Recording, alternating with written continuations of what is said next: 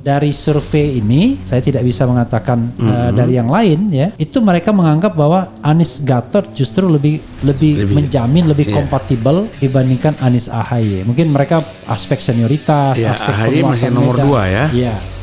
Gitu. Gimana Bang? Ya jadi begini, ya logik saja kalau orang bicara Anies Gatot itu lebih tinggi dari AHY ya.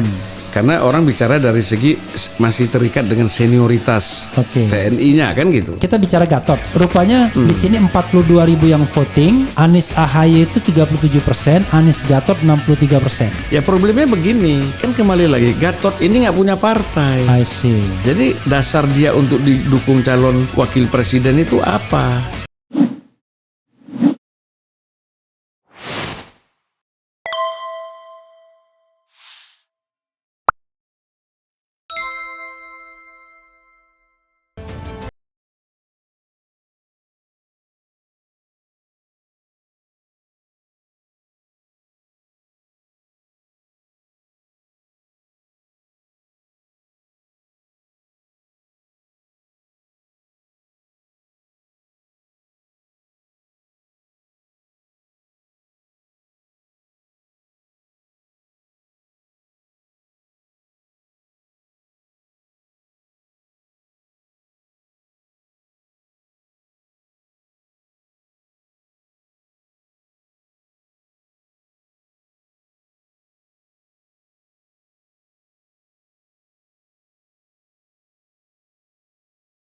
Saya berusaha bikin polling, ya kan?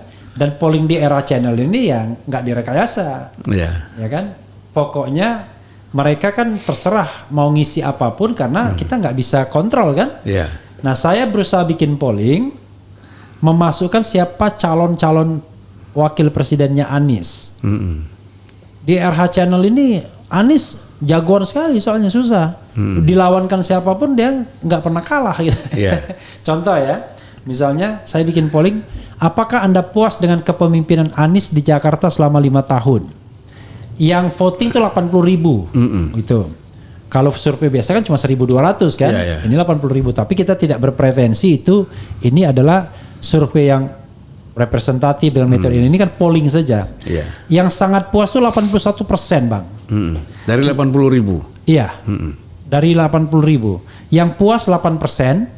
Yang biasa saja 6%, sangat tidak puas 3%, tidak puas 3%. Jadi kalau kita gabungkan sangat puas yang 81 dan puas 89.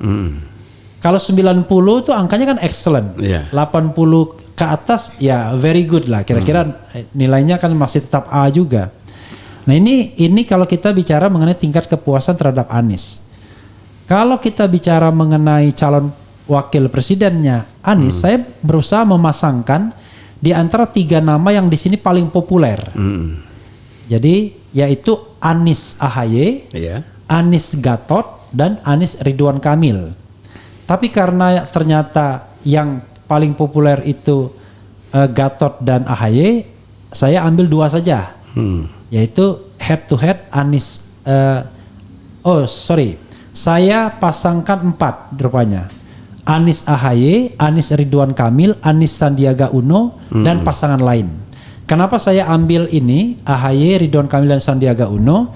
Karena konon berdasarkan survei mereka itu di saf kedua.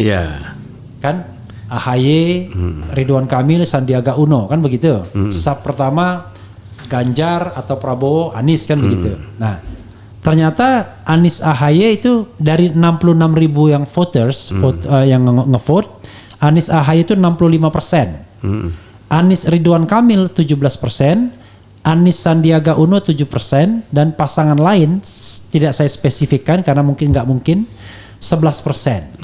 Jadi memang Anies AHY.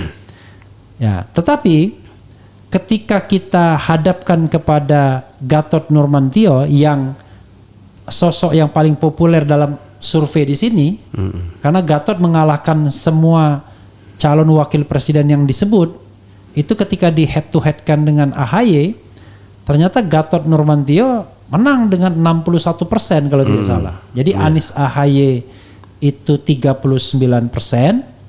Ntar saya masih scrolling. Kemudian kalau tidak salah Anies Gatot 61%. Nah, jadi ada kesan sebenarnya paling tidak ya dari survei ini saya tidak bisa mengatakan dari yang lain ya.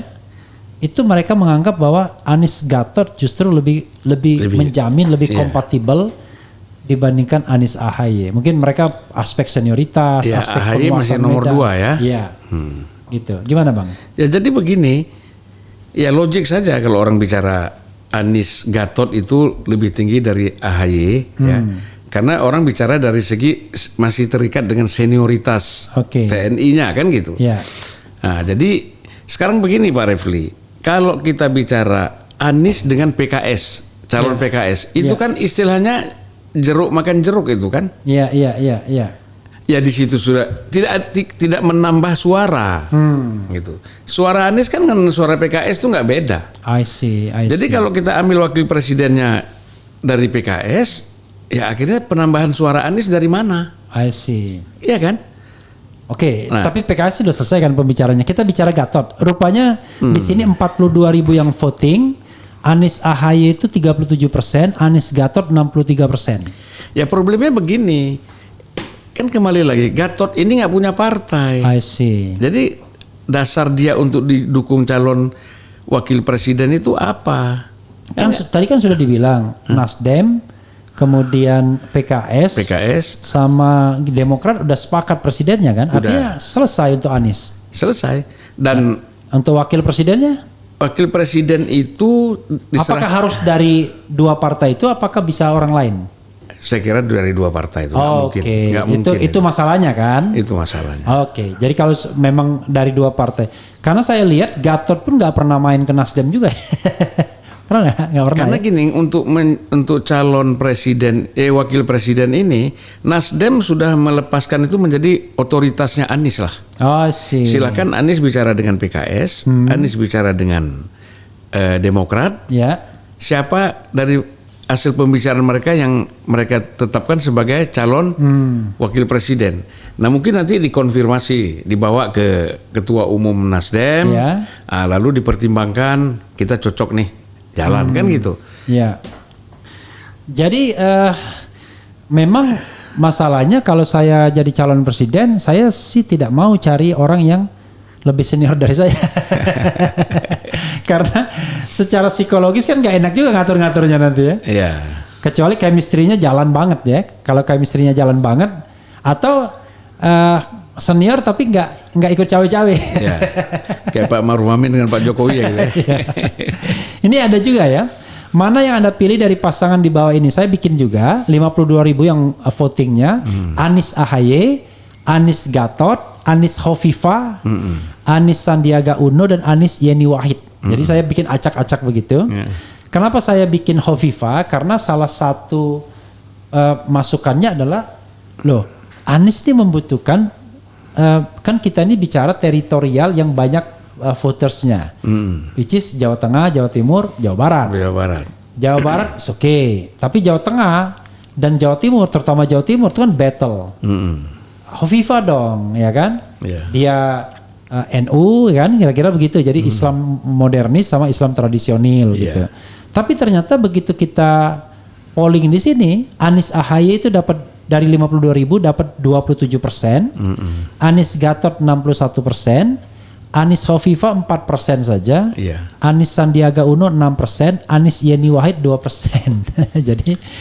jadi memang rupanya mereka pro Gatot dan AHY di sini gitu. Dan Gatot menang dengan semua calon wakil presiden ketika dihadapkan. Tapi sekali lagi ini kan preferensi yang bahkan saya sebutkan, saya menurut Anda siapa cawapres terbaik buat Anies?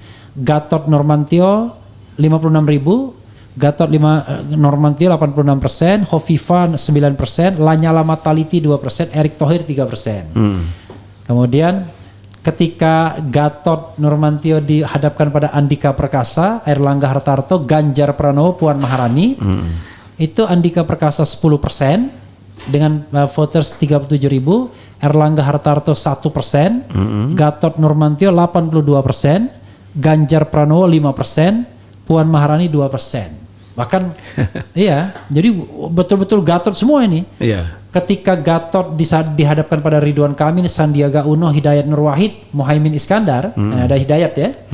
53.000 yang voting, Gatot Nurmantio 75%, Ridwan Kamil 14%, Sandiaga Uno 7%, Hidayat Nur Wahid 3%, Muhaimin Iskandar 2%. Kenapa saya taruh Muhaimin Iskandar? Karena saya melihat bahwa in worst scenario Nasdem dan PKB bisa maju karena Nasdem 59 kursi, PKB 58. Iya. Jadi 117 itu bisa maju mereka berdua. Persentase 20% dapat sudah ya. gitu. Makanya dan pasti kalau Muhaimin digandeng Anies pasti mau kan kira-kira begitu. Iya, iya. Karena dia punya peluang untuk tampil kan sebagai calon wakil presiden. Nah, saya juga kemudian membuat poll, menurut Anda siapa cawapres terbaik buat Anies? 56.000 voting, AHY, Gatot dan Rizal Ramli serta Salim Segaf Al-Jufri kan ketua ya kan? Dewan Suro. Jangan-jangan Salim Segaf yang dia ajukan itu bukan Saiku ya. Oke. AHY 31%, Gatot Nurmantio 58%, tipis ya. Rizal Ramli 6%, Salim Segaf Al-Jufri 4%. Jadi di mana-mana yang menang Gatot memang di sini. Iya, iya. Tapi sekali lagi ya kalau memang komunikasi politiknya saja tidak ada, karena so far Anies sepertinya baru datang ke Demokrat ya. Setelah dideklarasi baru Demokrat. Dia Demokrat. PKS belum kan? Belum. Oke. Ya saya kira beginilah, kalau PKS kan walaupun tidak secara terbuka, tapi kan PKS sama Anies itu kan sebenarnya nggak bisa dipisahkan. I see. Ini soal bahasa ya, soal language ya, saudara saya. Kadang-kadang kita ini ya selalu gara-gara politik kadrun, cebong, kampret ini kadang-kadang politik gak asik kadang-kadang. Padahal biasa aja. Biasa. Orang kan punya orientasi, punya preferensi kan. Orang begitu melihat Hamdan Zulfa yang HMI tiba-tiba Zulfan Lindan yang HMI tiba-tiba menjadi anggota PDIP, terpilih pula jadi anggota DPR, orang bingung.